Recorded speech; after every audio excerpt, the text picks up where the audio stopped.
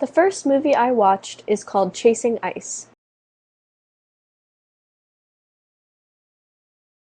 This documentary is seeking to provide visible evidence of global warming. This movie follows photographer James Baylog and his project called the Extreme Ice Survey, in which he strategically placed cameras at different glacier sites around the world to take pictures of the ice melt.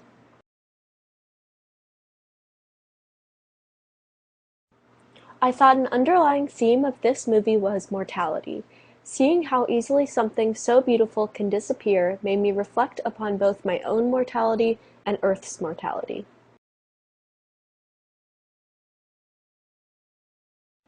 This movie did a good job of showing the trials and errors of the research process, which I think is important for viewers to see and understand.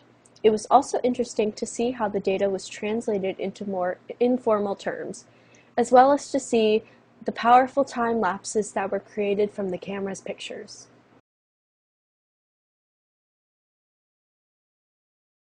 Being able to see how fast glaciers are melting was startling, because this documentary was made in 2012, so the glaciers in the movie have probably been depleted even further.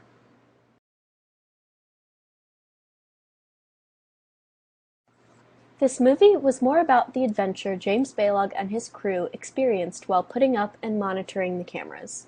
It could have discussed the causes of global warming, specifically ice melt, a little more, as well as some specific implications of ice melt, particularly the communities that you would never think could be affected, such as people living in low-elevation coastal zones in the tropics. There was also not a lot of background information presented, nor were any real conclusions or solutions to this issue given at the end.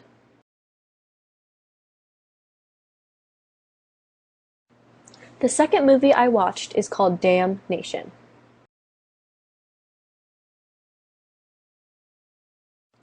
This movie is about the history and controversy surrounding dam removal projects. The directors of the documentary are environmentalists who visited several dam sites and advocated for the removal of the dams. I thought a quote from the movie best described the theme.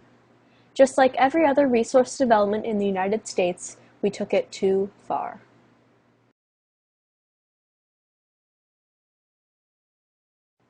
According to Carolyn, dams change the ecology of a watershed and negatively affect human communities. This was explored throughout the movie. A good amount of background information was included to show just how long dams have been an issue and have impacted both human and non-human communities.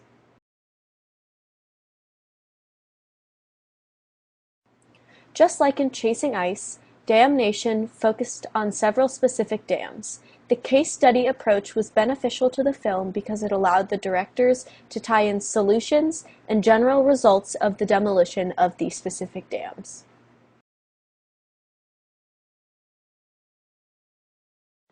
This movie was a little confusing at points because the point of view switched from case study interviews to history of the dams to personal stories of the directors.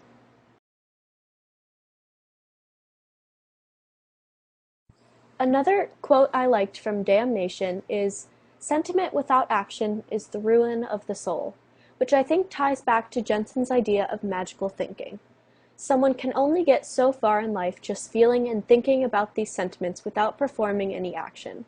This movie is about people who had the courage to stand up for what they believe in and take action, advocating for the removal of dams and the safety of these rivers.